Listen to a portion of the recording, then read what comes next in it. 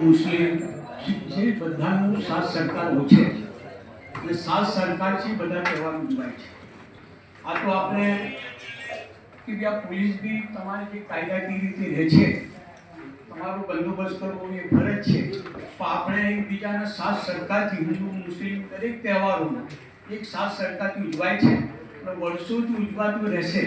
અને આવું કોઈ કાર્યવાહી થતી નથી કે અહીંયા ખોટું થાય, એ થાય, અહીંયા બેઠી વાતો કરે, બાજુને કશું થાય, એવું છે નથી।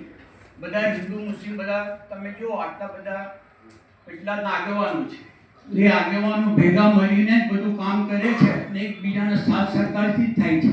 બીજું પત્રકાર ભાઈઓ બી તમે જુઓ કે દરેક તહેવારોમાં હાજર રહે છે, હાજર રહીને એમની કામગીરી બજાવે છે, ફરી પેપરોમાં આપે છે, લોકો પબ્લિક વાંચે છે। ફરી કેટલાકનું સંવેદનશીલ વિસ્તાર જે પહેલા જે થઈ ગયું હવે એવું થતું નથી। વાત કરી કે 1 વાગે આપણો ટાઈમ છે, ટાઈમે જ આપણે નીકળીએ, પણ અમુક કામ એવા છે અધિકારી અધિકારી આવતા હોય, કોઈ અમુક માણસો આવતા હોય, એના હિસાબે આપણે ડિસ્ટર્બ થતા હોય, બાકી કોઈ પ્રોબ્લેમ હોતો નથી। બાકી ટાઈમ ઓવર એટલો ફિક્સ થતો હોય। નિજ મંદિર પહોંચવાનો બી ટાઈમ એ જ સેમ કે 7:30 અમારે આરતી પહેલાં ત્યાં પહોંચી જવું પડે, 8 વાગે આરતી થાય પહેલાં પહોંચી જ જવું પડે। અને અત્યારે જે બધા બેઠા છે ને બધા ખભા મહિલાને કામ કરતા હોય। બીજી વખતે નવી ટીમ ઊભી કરી છે, અમે બોલ્યા કે સ્વયંસેવક આ વખતે ઇલેક્ટ્રિશિયન કાર્ડ ફાયર માટે અમારા સ્વયંસેવકો મેડિકલ વળાંકમાં અટવાય નહીં। 2023માં ઇસ્યુ થયેલો હતો અને 1 કલાક રથયાત્રા મોડી થયેલી હતી। આ દિવસે સર શુક્રવાર છે એટલે એ બી અમે વાત કરી છે આગેવાનો જોડે કે નમાઝનો જે સમય છે એ બી એડજસ્ટ થઈ જશે, એ મુજબ જ પ્લાનિંગ કરવામાં આવશે। બંદોબસ્ત સાહેબ વતી પૂરેપૂરો ફાળવવામાં આવેલો છે એટલે કોઈ ઇસ્યુ નથી। અમારા કાર્યક્રમને આગળ વધારતા આપણે પધારેલા મહેમાનશ્રીઓનું સ્વાગત કરીશું। શ્રી જીજી દેસાઈ સાહેબ પોલીસ અધિક્ષક શ્રી આણંદનું સ્વાગત કરશે શ્રી વિવી પરમાર।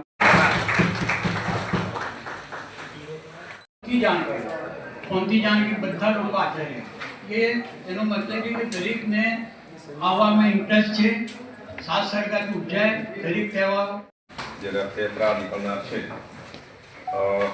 તેના આયોજન સંબંધે આયોજકો તથા અન્ય શાંતિ સમિતિના મિટિંગના સભ્યો સાથે જે મિટિંગનું આયોજન છે એમાં આજે આપણા જિલ્લા પોલીસ વડા શ્રી જસણી સાહેબ ઉપસ્થિત છે, મદદનીશ કલેક્ટર સાહેબ પણ આવી રહ્યા છે અને બંને આયોજકો તથા સંખ્યામાં કામકાજનો સમય ચાલી રહ્યો છે, આમ છતાં પણ અહીંયા અમારા આમંત્રણને માન આપીને આવ્યા છો, ખૂબ ખૂબ આભાર આપનો। સૌથી પહેલાં બધાનો મોટાભાગના ચહેરા તો મારા જાણીતા છે, લાસ્ટ રથયાત્રામાં હું આવેલો અને રથયાત્રાની મિટિંગ હતી અગાઉ જાણી સાહેબ વખતે મને યાદ છે, એટલે મને એ બાબતમાં કોઈ શંકા નથી કે પેટલાદની રથયાત્રા છે એ ખૂબ જ કોમી એકલાસના માહોલમાં અને ખૂબ જ સારી રીતે પૂર્ણ થઈ જશે। અમને તમારા બધાનો જે રીતે લાસ્ટ ટાઈમ મળ્યો હતો એની પહેલાંના વર્ષોમાં પણ મળ્યો જ હશે, પણ લાસ્ટ ટાઈમ તો હું સાક્ષી રહ્યો છું એટલે મને ખ્યાલ છે। એવી જ રીતે આ વખતે પણ પૂરતો સહયોગ મળશે, એમાં પણ અમને કોઈ શંકા નથી। ખાલી જે 2-3 મુદ્દાઓ છે જે તમારા બધાના ધ્યાનમાં રહે તો રથયાત્રાનું આયોજન સુચારું થાય, શાંતિપૂર્ણ રીતે પૂરી તો થશે પરંતુ કોઈને અગવડ ન પડે એવી રીતે આપણે કરવા માંગીએ છીએ।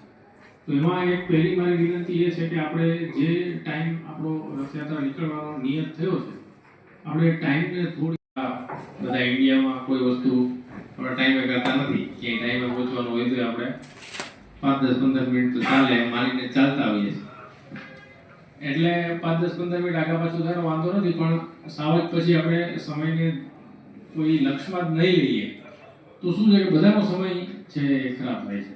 ખાલી અમારે તો ડ્યુટી કરવાની છે, પોલીસ તો શું છે કે રથયાત્રા વહેલી પૂરી થઈ જશે તો રાત સુધી ઊભી રહેવાનું, મોડી થશે તો રાત સુધી, પણ ઘણા ભાવિ ભક્તો છે એ કોઈ પોતાનું કામ છોડીને પોતાના ઘરે રાહ જોતા હશે કે રથયાત્રા મારા ઘરેથી નીકળે હું દર્શન કરું, કોઈ સ્પેશિયલ બાંધકામ કામ કરતું છે નહીં ગયું હોય સમય, તો બધાનો સમય સચવાય, તો જો સમયસર નીકળશે તો સમયસર પૂરી થશે। અને જેવી રીતે દિવસ અમે હમણાં કીધું વરસાદનો देश और दुनिया के खबर के लिए अपने मुसीबत के समाधान के लिए एक बार लाइक शेयर सब्सक्राइब और कमेंट आप ज़रूर करें।